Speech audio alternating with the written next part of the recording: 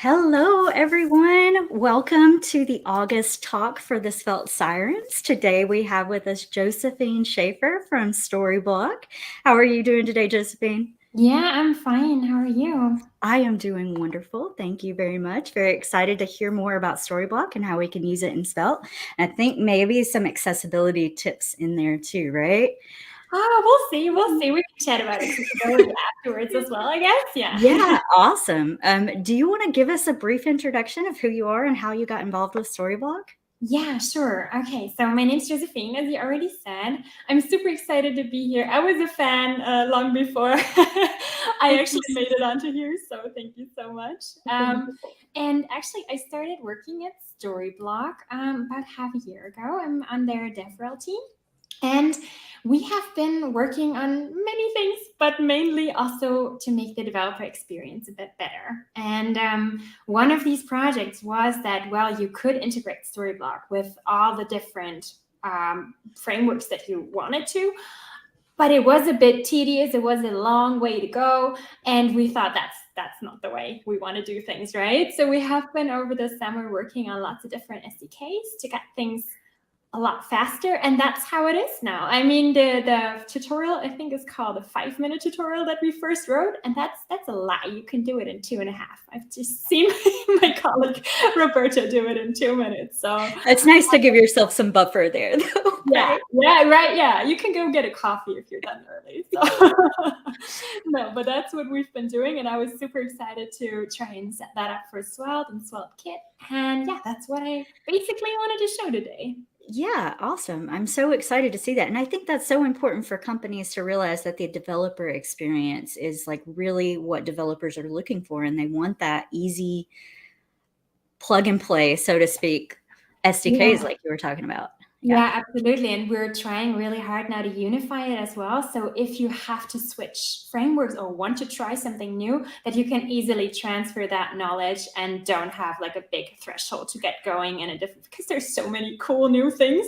There's one like every day. It's so hard to keep up with, but that is awesome that they're making it easy to switch out, which is really cool. All right. Are we ready to go ahead and play the video? Absolutely. Yeah, let's do it. Okay, we'll see y'all. Make sure you add any questions too into the chat, and we'll try to answer them after the video plays. Okay, let's get started by initializing our SvelteKit app. So I'm just gonna paste that in here, and we'll call it SvelteKit Storyblok app. We will go with a skeleton project. Don't need TypeScript. And no playwright. And now we can go right into our SvelteKit Storyblok app and npm install.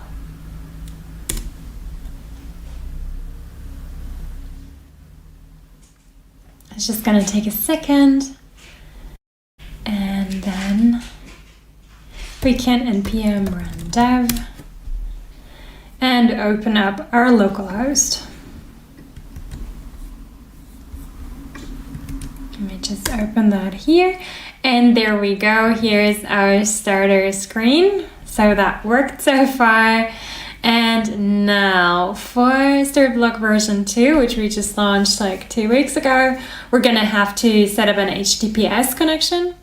And we'll do that with the Vite plugin. So I'm gonna stop this for a second again, and we will install this plugin.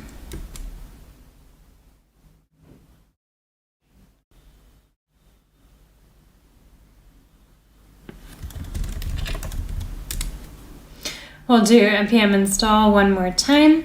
And now you can see here in our Vite config, we should actually import our new plugin. So I'll add that here. And we can also include the plugin here in our plugins config. And we also have to open up a new server tab here and set HTTPS to true. Let me save that. All right, now we should be able to use HTTPS. So our next to do will be to set up a Storyblok space. So let me just go over here. If you don't have an account, you can create one. It's free if you're just on your own, but I'm just gonna go log in. And we're in the Storyblok app. So there's a bunch of things that I have been working on, but for today's purpose, we're gonna open up a new space. We'll select starting from scratch and we'll call it SvelteKit Storyblok app. Our server location in the EU is fine. And we'll create our new space. Now it's opening up a getting started tab for us, but we already created our little app. So we'll just go with that one.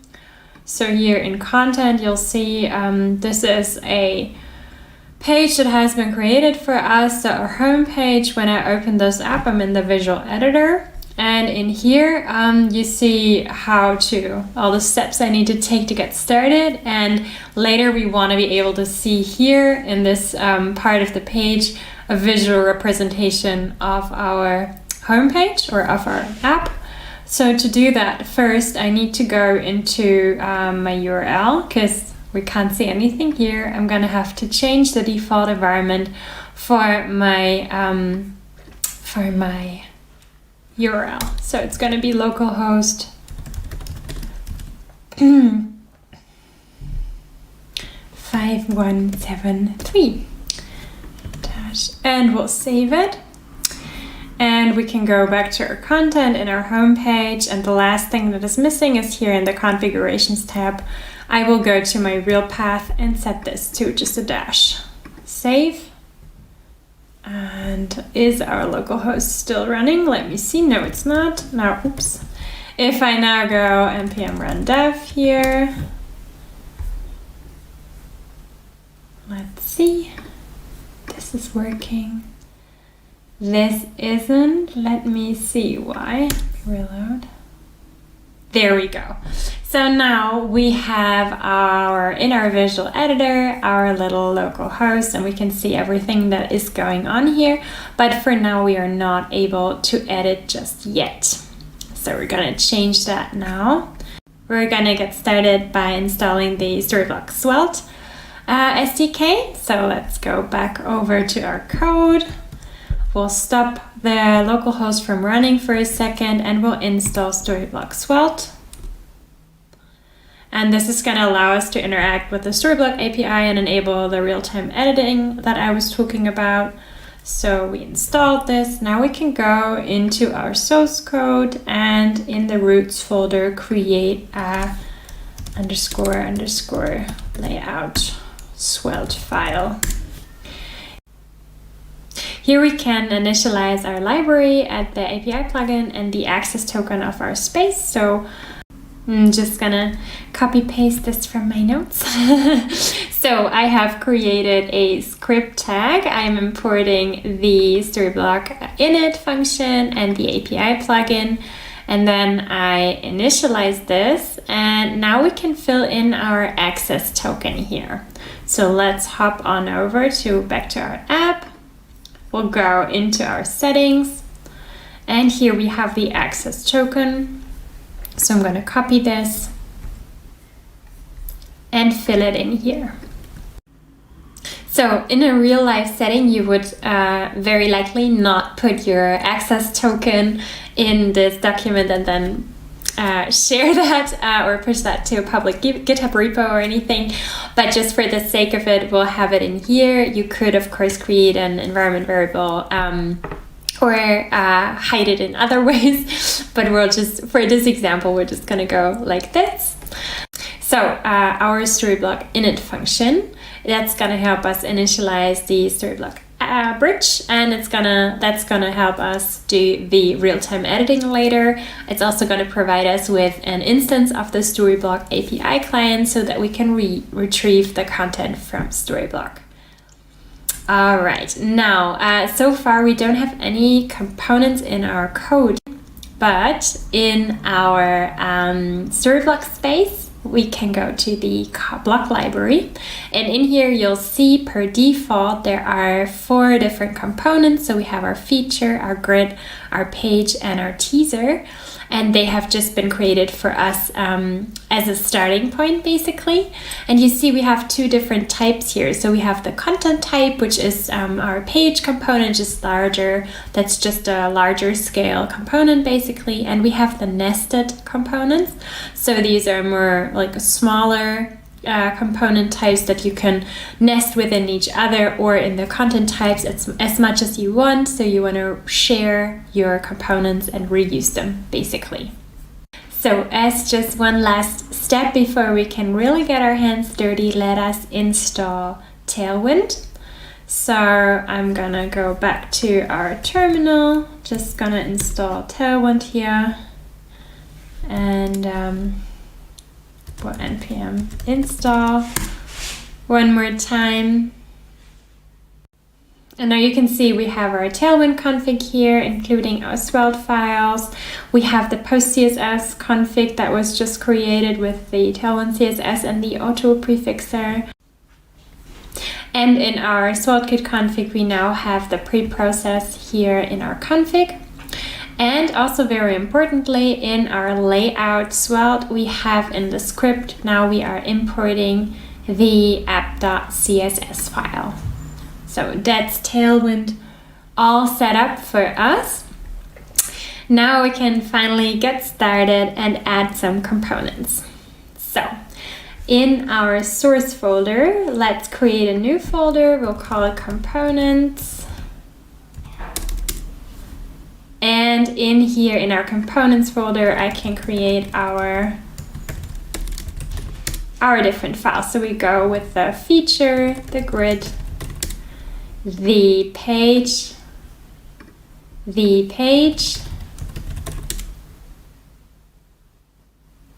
and the teaser. Of course, you can create any kind of components that you would like. We're just doing these for now to match the default setup that we had in Storyblok, but you can also just change it around and make it fit your needs basically. So let's go ahead, and in our feature, for example, I'm gonna paste some code. Let me quickly format that. So we are importing here our Storyblok editable from Storyblok Svelte. And we can use this to pass along the root of every of our components, so that we can later in Storyblok edit it. And we also are passing along our block here to the Storyblok component. So let me just quickly do that with some little default code for all the different components. So for my grid, I'm gonna do the same. We're also importing the Storyblok editable. Here we're also importing the Storyblok component. We're exporting our block using the Storyblok editable here, and we have some very basic Tailwind styles and passing along our block property. Then for the page,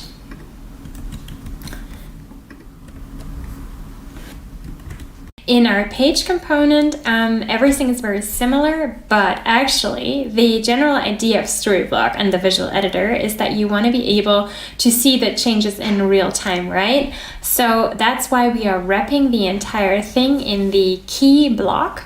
And this is gonna basically destroy and recreate every time the content changes or the values change. And that way we'll be able to drag and drop our components, and we'll see changes on the fly without reloading. So let me save that. And then the last one is our teaser. So I'm just gonna steal that code real quick and put it into our teaser and format and save this. This is very similar from the structure also to the feature, for example. Okay, so now that we have created already all the code for our components, we have to import them in our Storyblok init function. So I will create a components object here, and in here we can then include all the components that we want to make editable.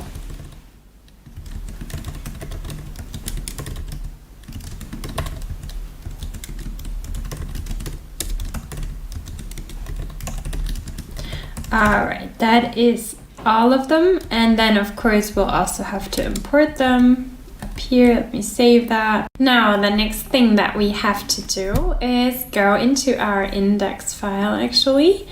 And here we will use the Storyblok API to get our stories from the Storyblok CDN. So I'm just going to delete all of this. We're going to create a script tag and make this actually text module, and save that. And in here we will import our use Storyblok API from Storyblok Svelte, and we'll create a function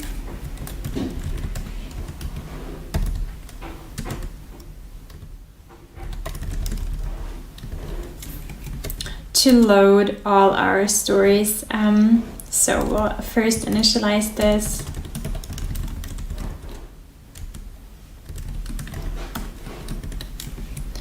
And then we'll create a data object to await all the data we'll get from the Storyblok API.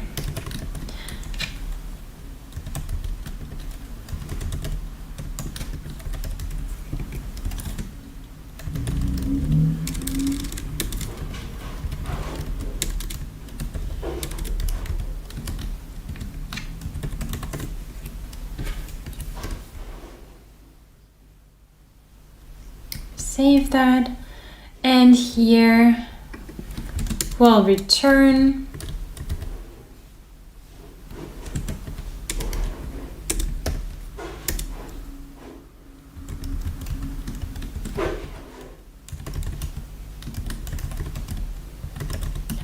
the data we get from our story. Now, the last thing we'll need to do is initialize our Storyblok bridge. So we'll use the Storyblok bridge function provided from Storyblok Svelte.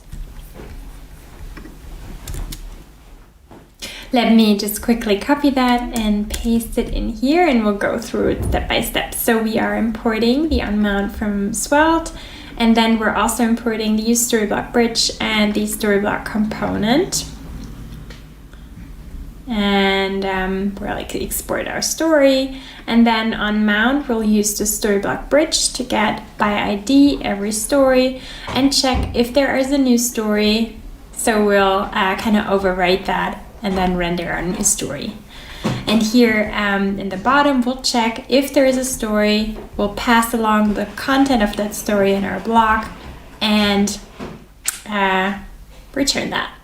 And now when I switch back to the browser, we'll be able to see all of our components. Our teaser, our grid is here, and you see this little dotted line around each of our components. So that means that we have the Storyblok bridge enabled successfully, and I can click each of the components, for example this teaser here, jump into the corresponding schema and see my changes on the fly, right? So I could say hello Svelte Sirens, for example, and I'll be able to see that right away thanks to the Storyblok JS bridge.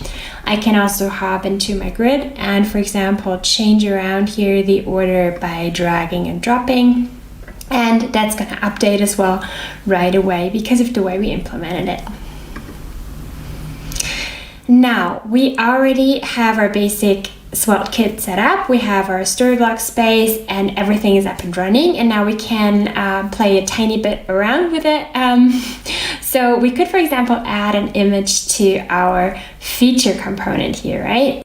Now let's add an image to our feature component. So I'm going to select it. It's going to open up my corresponding schema, and by clicking the three dots here, I can open this up in my block library. So I'm just going to do that.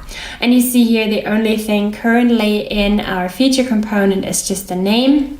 And we can just start typing and say, we'll add an image. Let Let me add that, and you see per default it's also of the field type text, and I can open this up and change it to whatever I need it to be, and in our case that will be an asset. I can here specify that I only want images to be uploaded, save, and close the block library, and now you'll be able to see here we already have our image field, so I can add an asset when I go here. But of course, right now the asset is not going to show up because we are not providing that from the front end yet. But what we can do is save. I can open up my JSON file and search for a feature here. And now you see what we get is now the name and the image, and here we have an object with an ID, an alt attribute, a name, file name, title, all the things that we might want. And two things that we'll need here is the alt attribute and the file name for now. So let's hop back into our code and we'll just be able to add that there. Now let's go into our feature, and currently we have our just our H1 here, which is the block name. And okay, so for our feature Svelte, I'm just gonna add some styles, and then we can put our image in there. So we have our H1 currently here with our block name, and we have a little wrapper that is using the Storyblok editable, so the entire thing is, well, editable. And I have adjusted here some styles already. Actually, let me have a look if I got everything. So I'm just gonna steal that from my notes and we'll walk through it. So we have our use Storyblok wrapper around the entire thing.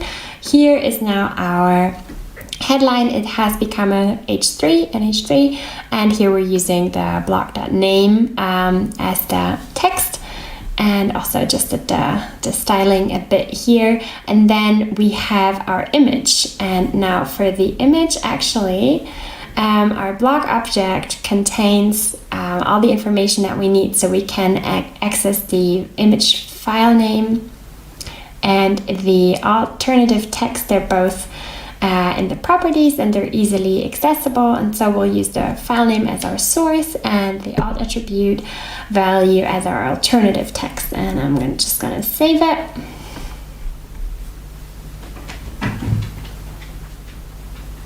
And we'll move to our browser, and here you see, well, you can't see anything right now because there's nothing in there.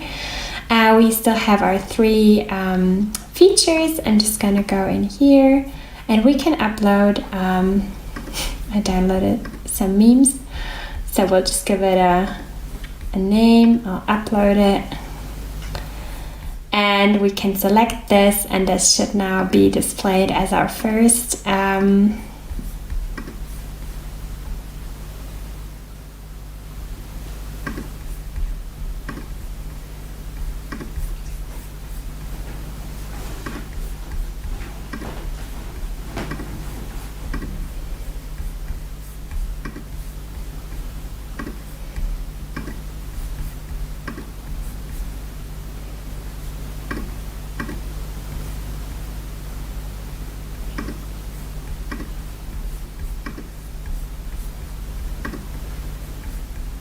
and there we go.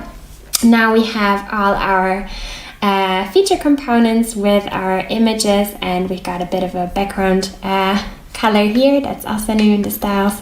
But apart from that, we have our grid with all our styles, and I can again move these around as I please. And now we could, for example, go into our meme, edit here, and give an alternative text, for example, Shrek Donkey.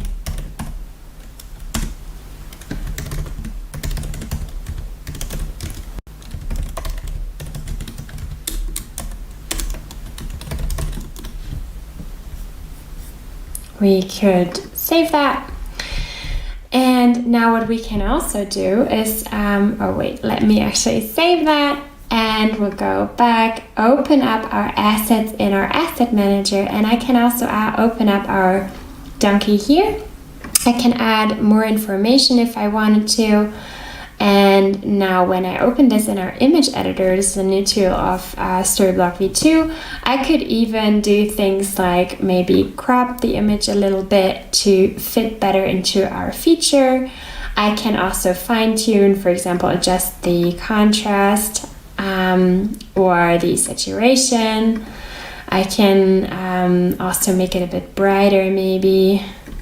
And I could also apply filters if I wanted to, or add annotations here. This way I can play around with these little tools just to enhance my images a little bit. I can also add a sticker if I wanted to. Yay. All right, let me save that. And it's just uploading. There we go. And now we can go back to our content, just have a look at our final at our final page. We got it all here. The JS Bridge is enabled. We can upload our images now, and you've seen just how easy it is to adjust our components a little bit. So yeah, that's it for the walkthrough basically. All right, that was awesome. Let me get back to the right. There we go. Yeah. Yeah, that was really cool. So I saw that you were using Tailwind and you're using the Tailwind classes there. So do you style everything in your application, or can you style in Storyblok too? Well, good question. So what you could do within Storyblok is add options, for example, and we recommend that for authors. So you could say, I want maybe the grid, I want different options. I want it to be a 2-column and a 3-column layout, or I want different color schemes, for example, to be available to the authors who are maybe non-technical folks just trying to edit everything. So they have some options. They don't have to come to the development team for every little change that they want, but they're still flexible within like guardrails, so to say, right? Like, yeah, that's really nice for like content editors, like you said, people who don't want to get into the code and still able to change things. So that's also really nice. And I loved the little touch of being able to add stickers to the images. That's so cool. Yeah, the image editor is a lot of fun. And apart from that, of course, it's super useful. Like you can add copyright information or an expiration date, or you can hide it if it's not ready yet to see for the public or something. So there's a really good mix of like fun, entertainment, and well, the serious stuff. So yes, and that is awesome. And I totally did not mean to throw you for a loop, but I do just want to point out to everyone that this is using SvelteKit before we just, 2 days ago. So like you could not have, like, we don't expect you to know this, but breaking changes. And I think that you might be able to use the migration guide, and I'm going to go ahead and post that again in the chat. yeah. So you can see that migration guide and go through that, and hopefully it will change a lot of that over for you. Yeah, super useful. Thank you so much for sharing. I love how we, in an instance, had like a lot of people helping. So thank you so much for all the tips. And yeah, I already said, right, like every morning, Roberta and I woke up and we're like, oh, things are breaking. This is not good. Let's fix it. And every day we fix it and we're like, no, we can't do this. It is like anyone working with SvelteKit right now. It's like, why? What is happening in my world? But hopefully soon we will have some stability and be able to update these things. And like I said, I can't record content anymore right now. I'm just like waiting for all the changes to happen, and then I'm going to figure it out. Too frustrating. But this is a good point. I'm going to check the migration guide first thing tomorrow. Absolutely. Did anyone else have any other questions? I don't think I saw any that you didn't already answer in the chat. You did a great job of answering as the video was playing. Or anything else we wanted to say? I did see you talk a little bit about the image alt text in there and how you can actually go in and like add the alt description and make sure that it's for each image that you're adding. It's not just like a lot of CMSs, you will just get back the name of the image. So when you named it meme one and that I was like, I thought that was going to be passed through as the alt text, but that was really nice that there's actually a description there that you can use for that. Yeah, and there's a couple of, because we were just teasing at accessibility before, right? There's a couple of things that you can do to make it even easier, and also to make sure that it's not forgotten when things get stressful, right? So you could say, as a team, you want to make alt tags a requirement, and you just tick that box, and you can't upload an image without filling that in.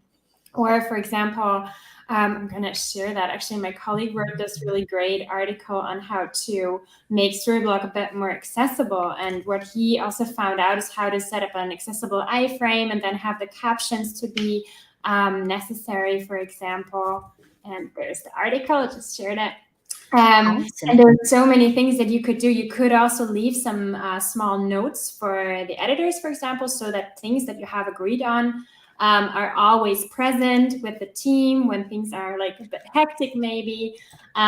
There's a lot of things that you can do to make the entire experience a bit more accessible. Because, I mean, Svelte and SvelteKit is all about accessibility, right? So it is. And Svelte itself like has some nice like accessibility features built in too. But I think that's really important that everyone is focusing on that, and it's really awesome. I don't see the link. Where did you put the link to the blog? Did I put it in the YouTube chat?